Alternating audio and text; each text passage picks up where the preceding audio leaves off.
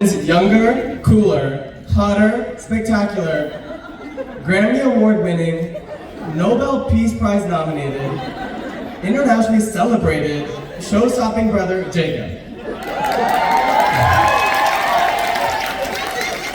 Also known as Sijin. And I guess, given our big age gap, you could also say I'm known as the accident. But accident or not, let me run you down the day that I was born. I remember it like it was yesterday.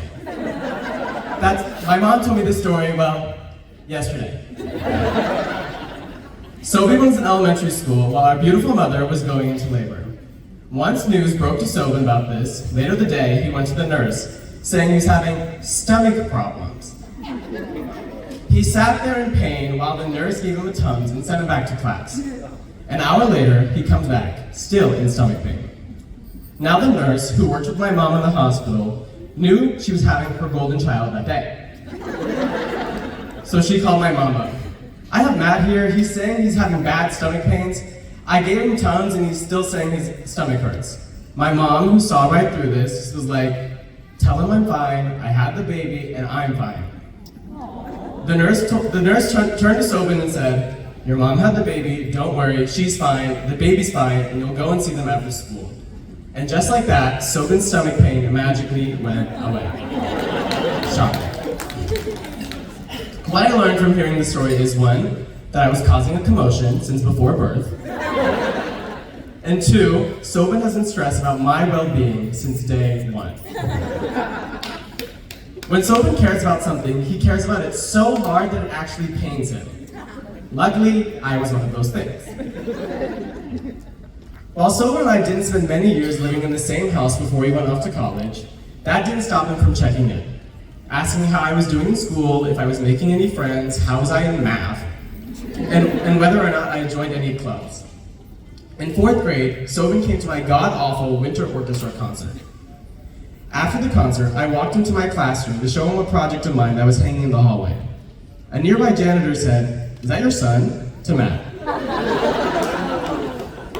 We told this to our parents, and we all laughed, but honestly, the janitor wasn't that far off. Having Sobin in my life meant I had another parent. And I think that's just who Matt is.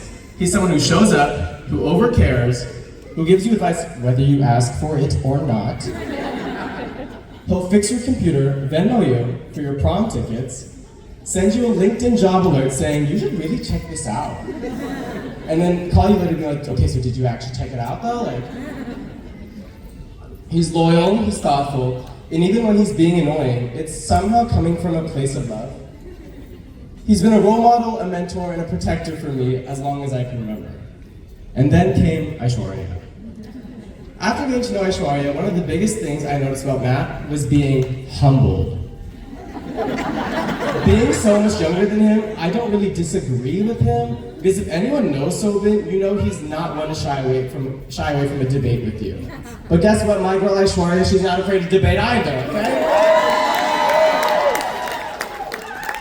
She does something that my parents, Sobin and I, don't ever do. She wins. Aishwarya brings out the best in Sobin. She provides him with different perspectives, she humbles him, and she loves him exponentially. You can see in the way he listens more, you can see how more grounded he's become, and you can see in the way he looks at her as if she's the only girl in the room. Being around the two of them, you get it. They balance each other out, they call each other out, they somehow manage to argue and agree at the same time, and most importantly, they make sense. Annoyingly, they make perfect sense. So yeah, Sobin may have tried to fake a stomachache when I was born, but turns out he's had a big heart all along. And Aishwarya somehow made it even bigger. And now, instead of just being my protective older brother, he gets to be someone's overprotective husband too. Good luck. I love you both very much. Thank you.